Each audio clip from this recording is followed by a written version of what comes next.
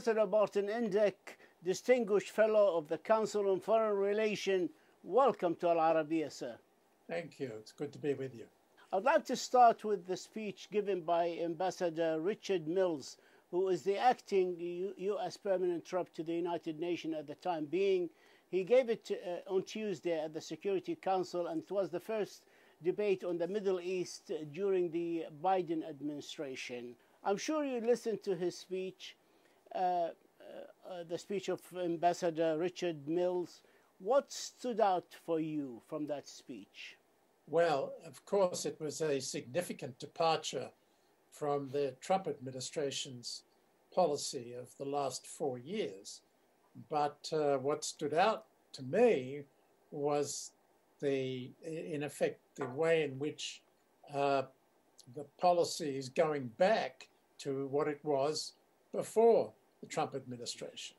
And in fact, nothing has changed in 4 years, with one important exception, that the Biden administration is embracing the Abraham Accords, the process of normalization between Israel and the Arab states.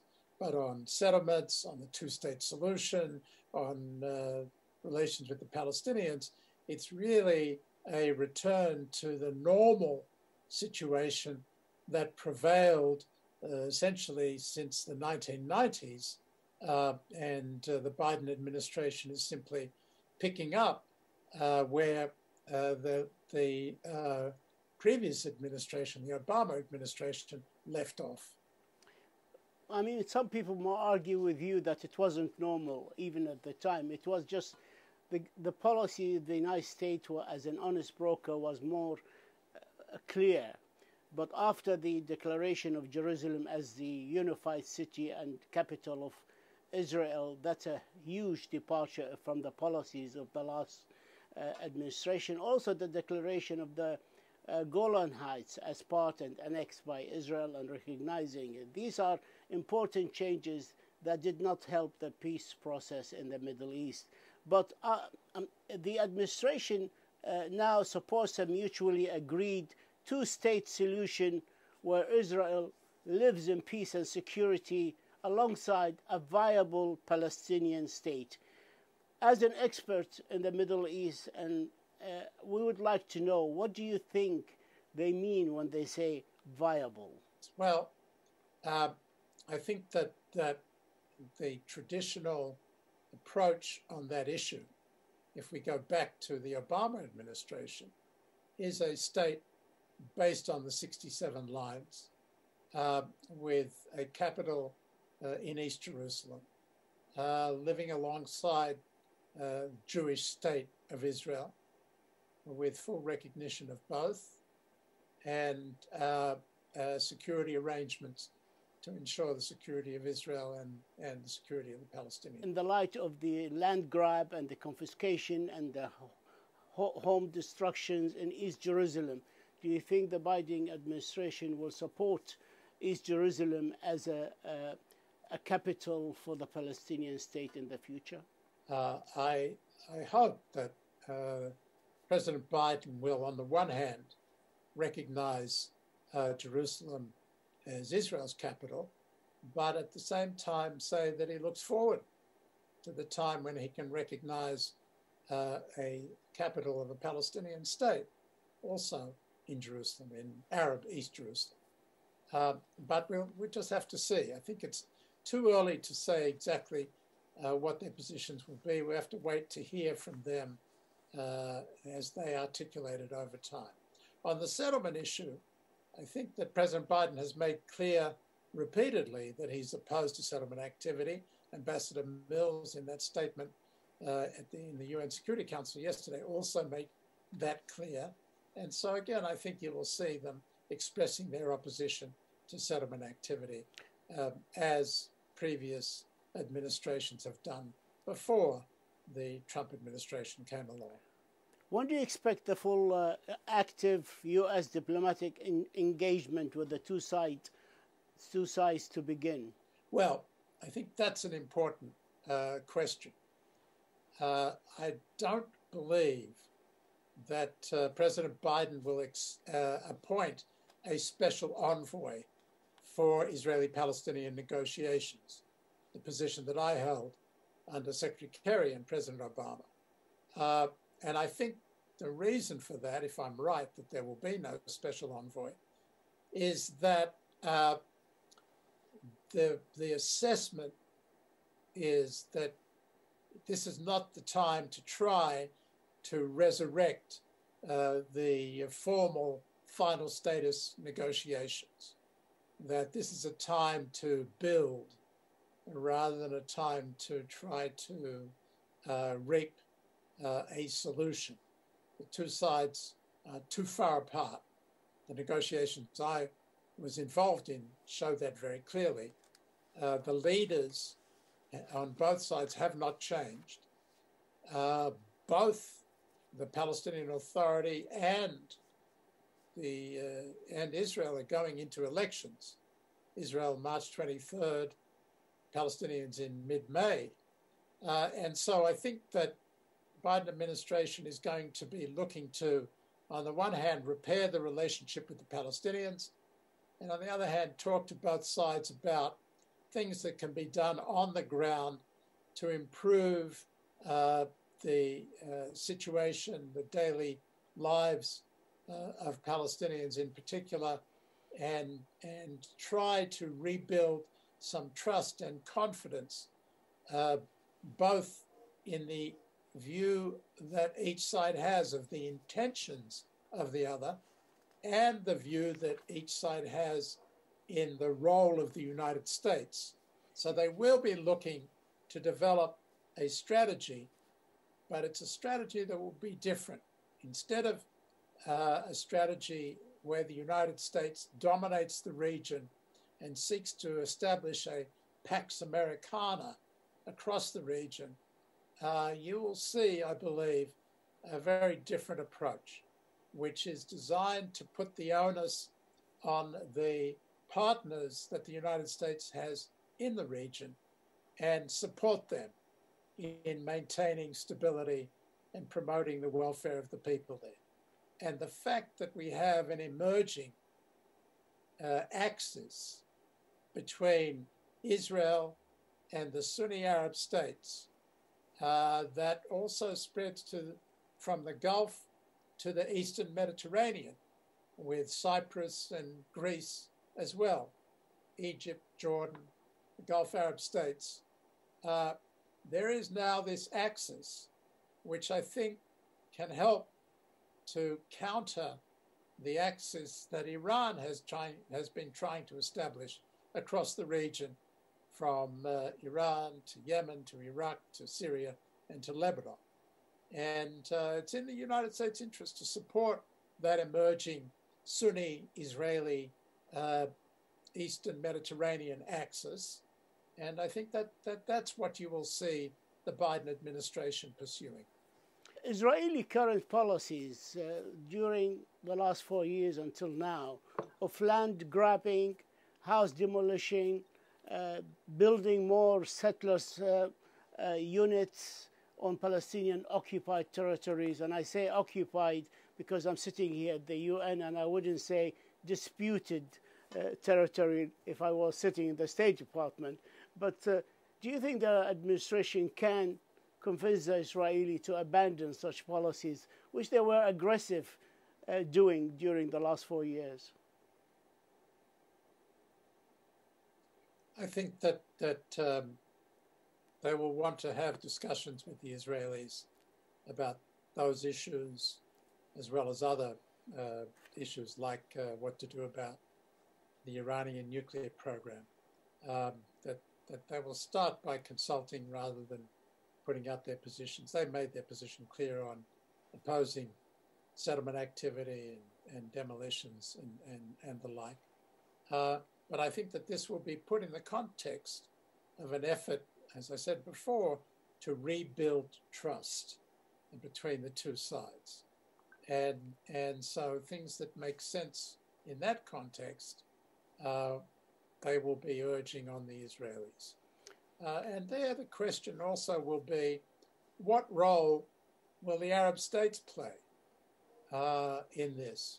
now that we have a normalization process that is no longer conditioned on resolving the Palestinian conflict before there's any normalization. Now that we have a normalization before that, the question is, can normalization be used to help produce a resolution of the conflict?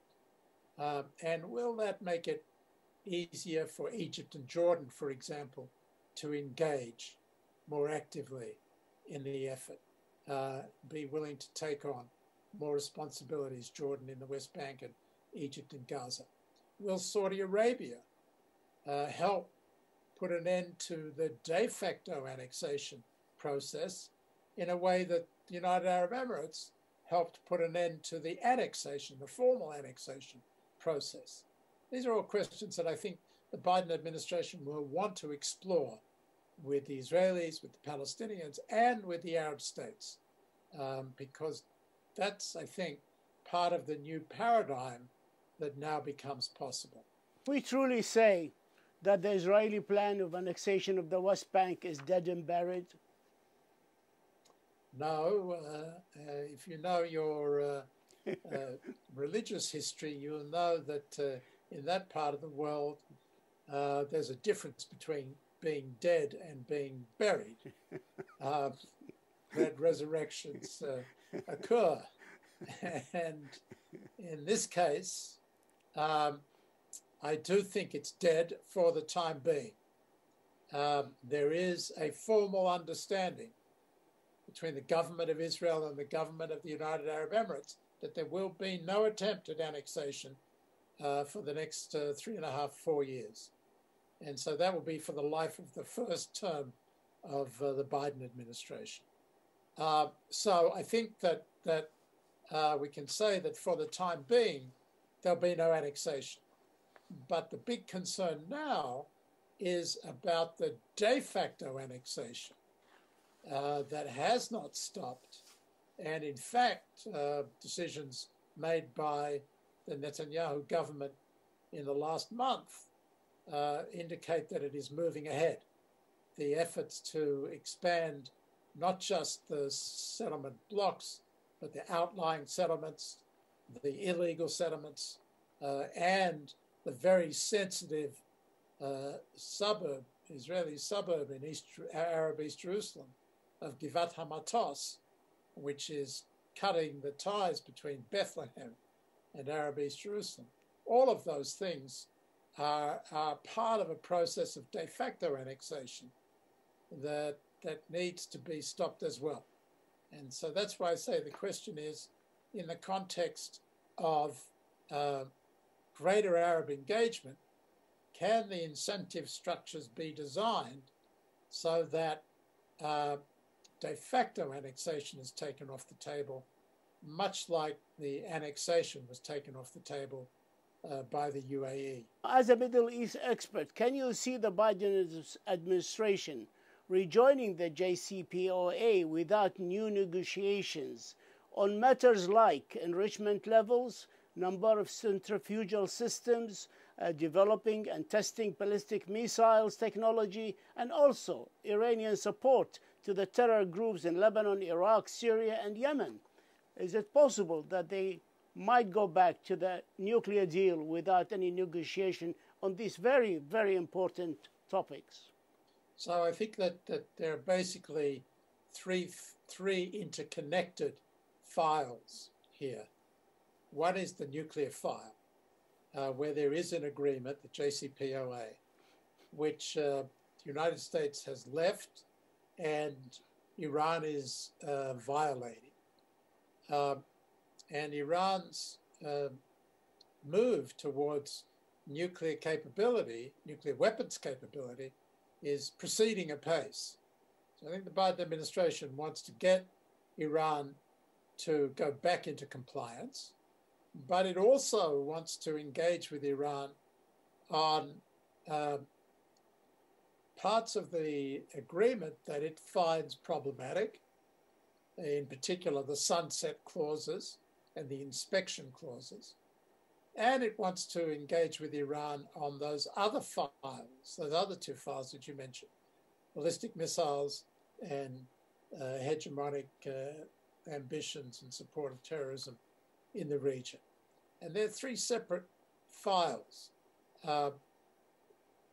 All of them have to be addressed, but exactly what the best way to address them is something that's going to have to be sorted out in negotiations between the Iranians and the Biden administration. What is clear at this stage is that both sides want to go back to the JCPOA. What is unclear is whether or how the Biden administration will get the Iranians not only to move back into compliance with the JCPOA, but engage in negotiations for adjustments, changes, even a new agreement that will deal with the problematic aspects. And their sanctions can be used as leverage to try to ensure that American concerns are met in that regard. Ballistic missiles, activities in the region will have to be dealt with at the same time, but there's a tactical question of whether it's better to deal with them separately than together. And personally, I think that when it comes to Iran's activities in the region, there is a danger, even a trap, involved in the United States negotiating with Iran over issues that affect our regional allies directly. And there's a danger or a trap that Iran will seek to use that negotiation to gain recognition by the United States of its hegemonic ambitions in the region. So I am a little wary about including the terrorism file, as you call it, in these negotiations. I think there we may be better off working with our Arab and Israeli allies to contain the Iranian ambitions in the region. Will the Arab and the Israelis be given seats on the table in any future negotiations between the United States and Iran? And will Iran accept that prospect? Well, I think it depends on the issue. One thing is for sure, that the Biden administration will consult with our allies and partners in the region. And I think that they will be aware and sensitive to the concerns of our partners in the region, Arab and Israeli alike, that they should not be surprised in the way that they were during the Obama administration by the secret deal that was done between the United States and Iran. I think that there will be extensive consultations. The concerns will be taken into account. As I say, I think in some areas there will be a need to concert actions and efforts to contain Iran. But when it comes to the actual negotiation, I think it's very hard, my own experience, it's very hard to have a multilateral negotiation. In reality, there'll be a bilateral negotiation with a consultative group that will include this time the Gulf Arab states and Israel. Ambassador Martin Indyk, Distinguished Fellow of the Council on Foreign Relations still, we thank you, sir, for your insight, and you're always welcome to come and talk to us here and give us the benefit of your experience. Thank you very much for having me. Thank you, sir.